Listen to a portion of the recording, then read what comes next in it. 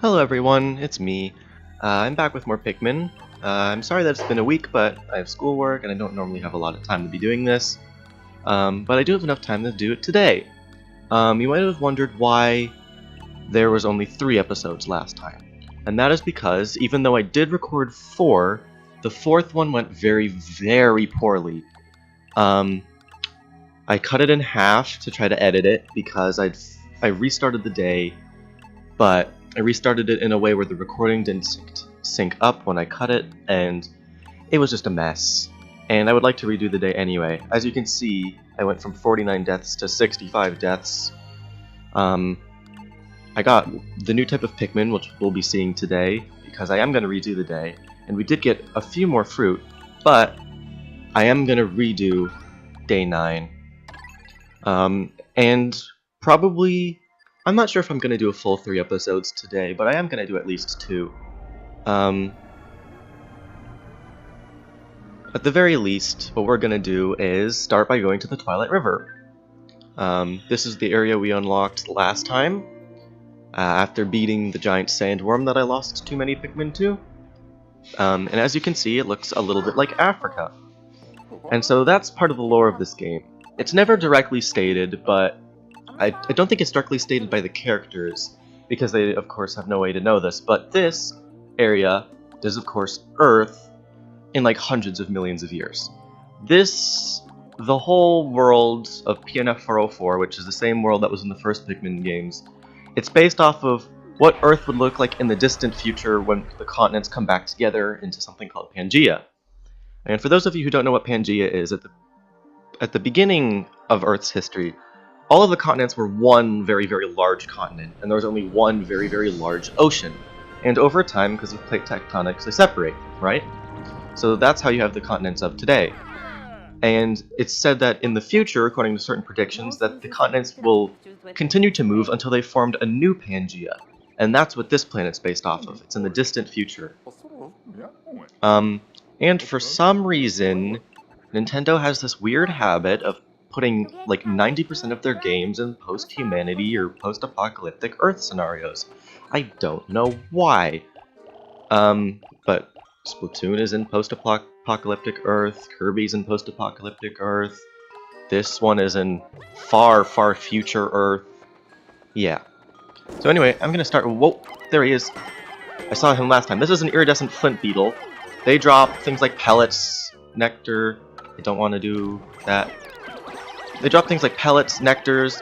They can only be damaged by hitting them on the head, and they can't exactly die. But you can...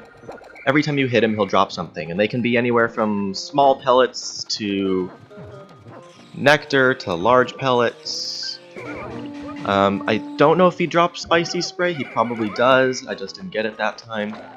You have to hit him directly on his head. If you don't hit him on his head, he won't drop anything.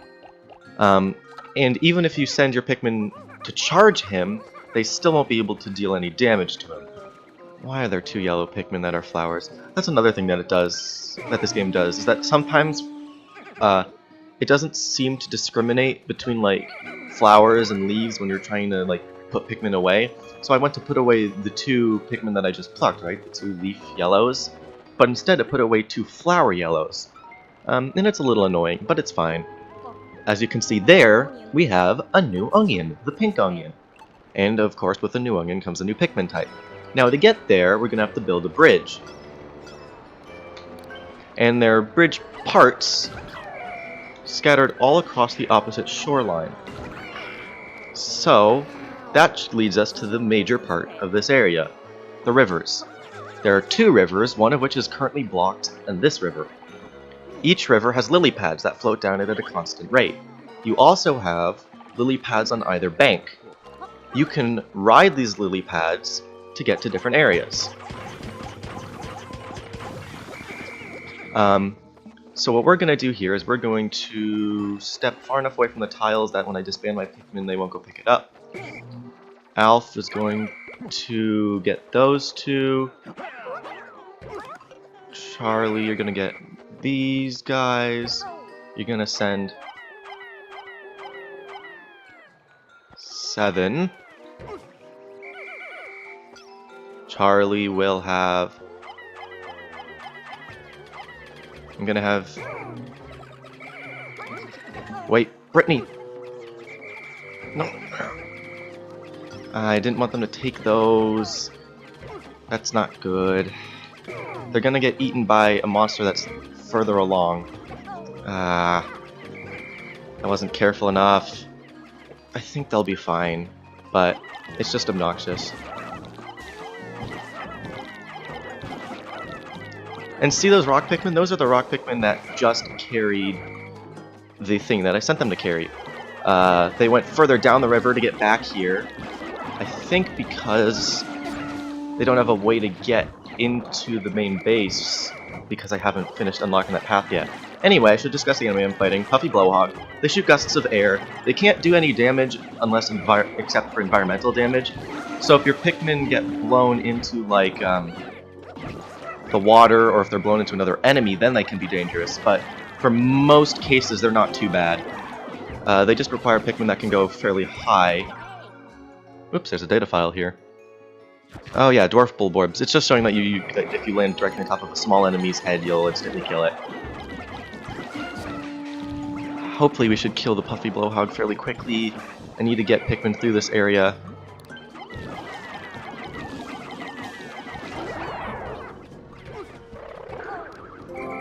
Okay, so we have all of our yellows except for one, which is over there. So what I'm going to do is I'm going to disband these. I'm going to have Charlie grab these.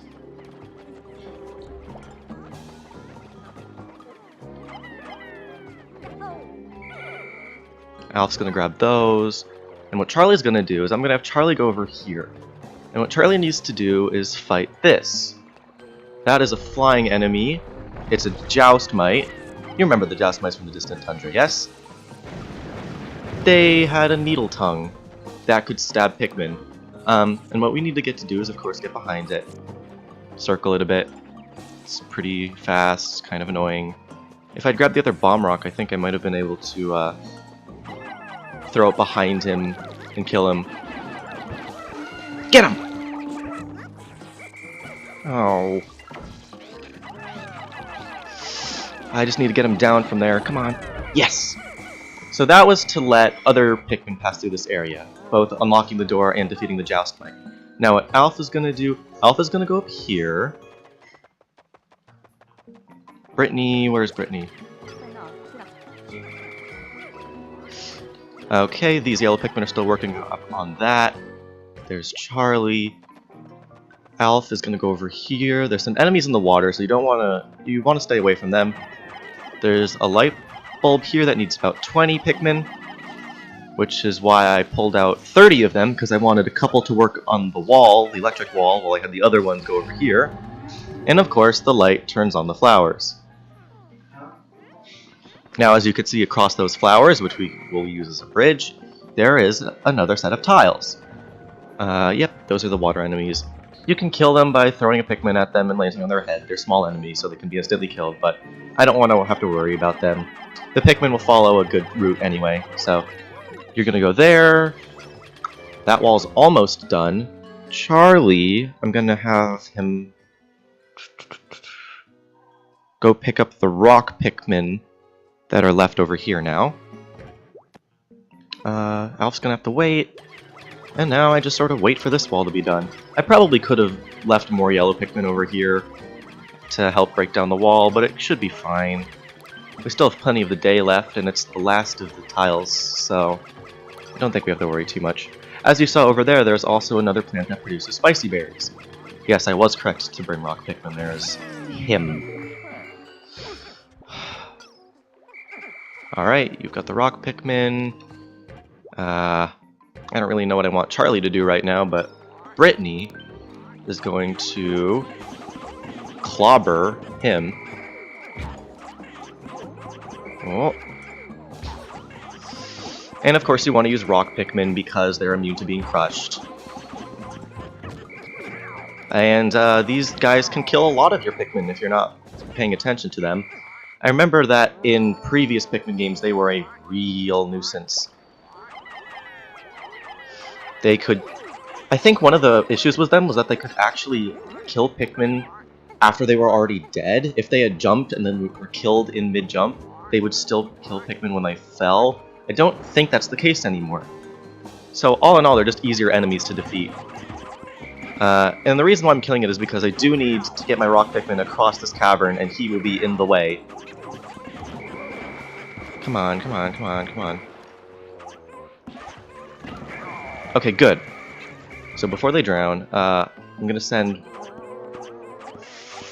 5, or maybe 6, I don't know, across. I'm gonna have the rest work on the tiles. Brittany's gonna swim across because all of the captains can swim, even without a suit upgrade. It's one of the few obstacles that the captains can, from the very beginning, get past. And we have a new fruit. Well, not new, I think we've seen it before, but in any case, I brought just enough Pikmin, too, to carry it double. New data file. Desiccated Skitterleaf. So, I don't know if I've shown Desiccated Skitterleaf before, I don't remember, but if you remember the tiny little green leaf enemies from a couple worlds ago, I think the Tropical Wilds was where we first saw them, or maybe it was the Garden of Hope. But they were the little green leaves that looked like part of the background. They could be killed with one throw, because they were weak enemies, and they didn't seem to do anything.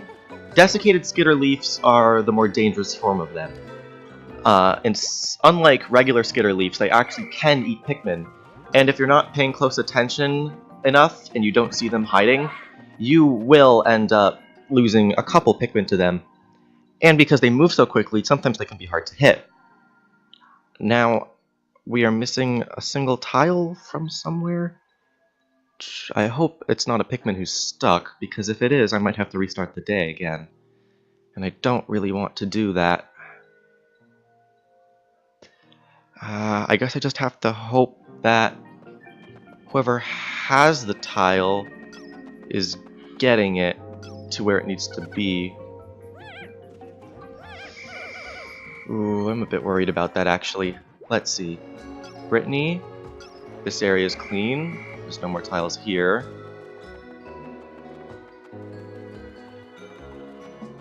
No more tiles here. Those are the only 3 piles. Oh, there we go. Alright, so those rock Pikmin are going to go back to where Brittany is. So I'm going to have Charlie and Alf rendezvous across the river, because we're going to get a new Pikmin type, and with a lot more time than I did. Alf got stuck on the edge. Those flowers don't always work very well.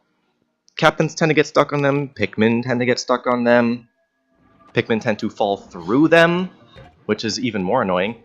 Brittany's gonna have to stay here and get the rock and yellow Pikmin that are crossing. Come on. Alright, so Charlie's gonna get there first. Charlie's gonna disband his Pikmin because we're not gonna need him. We're actually gonna need 2, I lied. Just needed 5, that's a bit too much, but whatever. Because, as I was mentioning before, a desiccated Skitterleaf. Little annoying fellow likes to hide, thinks he's so sneaky. But if you don't know where they are in advance, or if you're not paying attention, they can kill. So there's only 2 here, so we're fine. You, disband your Pikmin. Charlie, the brave adventurer, is going to... We do need a few Pikmin. I will call the Pikmin here. That is also a new enemy type, the little spider thing. I forget what it's called, but it has a web. Oh, it's the arachnode. It has a web. If Pikmin land in the web, it will eat them, but they can be destroyed with 3 rock Pikmin. I'd advise using rock Pikmin. If Pikmin get stuck in the web, you can whistle them out, as you can with most other hazards. And in any case, we have a new Pikmin type, the winged Pikmin. They are probably my favorite, for varying reasons. They're the best with utility, and what I mean by that is that they're your go-to for carrying objects back. They're your go-to for carrying things like enemies back to the base, and carrying fruit, carrying power-ups. because they fly over things, because look at them, they're winged Pikmin. The one thing they're really bad at is fighting. They do a lot less damage than other Pikmin types.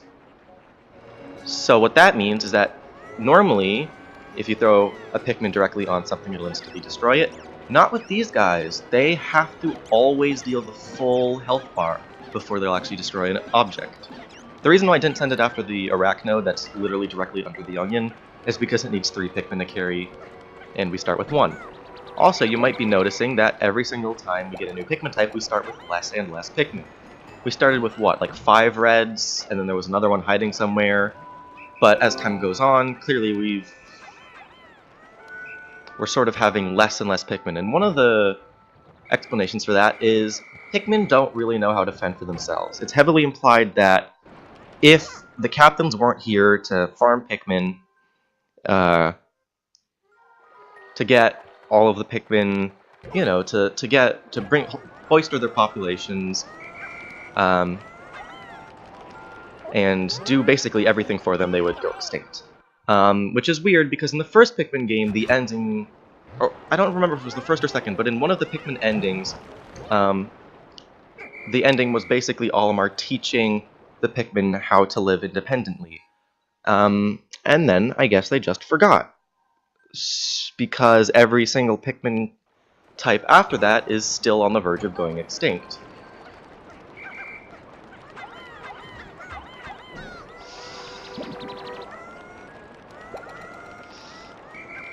One of the most, as I said before, Pikmin types are probably my favorite because of their utility. Their low damage is, of course, not great, but one of the other annoying things about them is that they're sort of hard to whistle.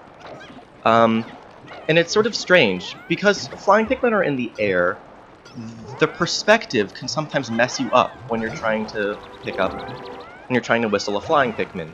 I don't know why it does that, it's very annoying, but you can seem like you've whistled directly under a winged Pikmin, and it just won't call them. Sometimes it'll look like you've completely missed, and it'll call ones that you don't want to. It's sort of annoying, but in general, it's not a huge problem. It's just more annoying than it really should be. Ooh, 10 seconds left. Yeah, that was showing us how to deal with Arachnodes. Ooh, I don't know if I'm going to be able to get the things done. I don't want to get that fruit back. How many Pikmin do I have in my squad? Exactly 10. Perfect. I need 10 Pikmin for something over here real quick. As you can see, winged Pikmin are the only ones that can deal with these weeds. And this area over here, the other river that's blocked, requires, of course, 10 winged Pikmin. Now I just have to hope that the game doesn't mess up, and that I can actually whistle the winged Pikmin back before the day ends, because it's very possible that if it doesn't, they will go extinct.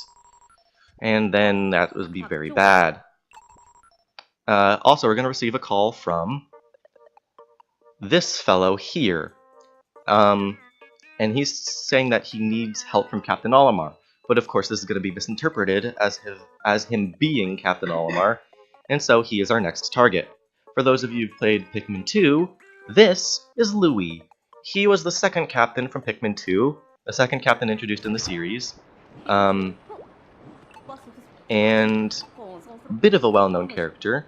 Not that there are many characters that you even can remember in this franchise, because there's only like 3 that are actually memorable. Quickly! Okay, thank God. I was hoping that they wouldn't just get stuck, or like the camera would be in a bad position. Thank goodness I could actually call them in time. But yeah, that about does it for this day. It went a whole lot better than my previous runs of this day went. This is actually, as I said before, my 3rd time through this game. The first 2 were very bad, and the recordings were very bad. So, but I'm very proud of this one. We got a lot done. We have a very small force of winged Pikmin, but of course we're gonna fight a boss. They're gonna get the boss's carcass for their use, and we're gonna build up their numbers as the day goes on anyway. We didn't get as much fruit as I did last time, but that's fine, because we unblocked the river. And of course, unblocking the river is what's gonna lead to Mr. Louie. And of course, new Pikmin, the onions fuse, and we have an even larger onion. Look at how much larger it is. Do you remember how the first onion was very, very small? It was just sort of, it's not perfectly like, 2 onions don't make a perfectly double-sized onion, but they do make a larger one. And it wasn't quite as noticeable when we only had like rock and red, but now you can pretty clearly see how much larger the onion is. We have 23 days. Oh no, I guess we got the same amount of fruit because in my previous run we had 22 days left, and we also have 22 days left now, so we still have plenty of juice left.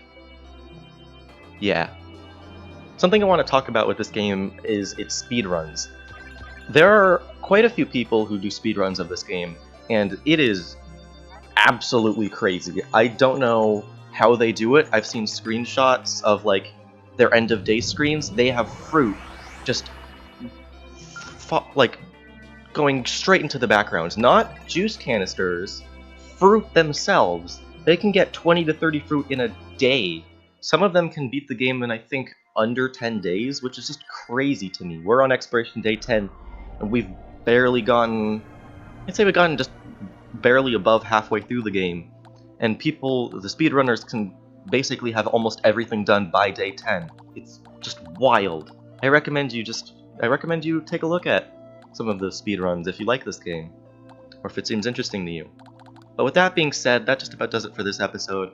We went to the Twilight River, we found winged Pikmin, we got exactly 1 fruit, but that's fine because with our new winged Pikmin we'll be able to get a whole lot more as time goes on. But with that being said, thank you all for watching, I'll see you next time, and goodbye!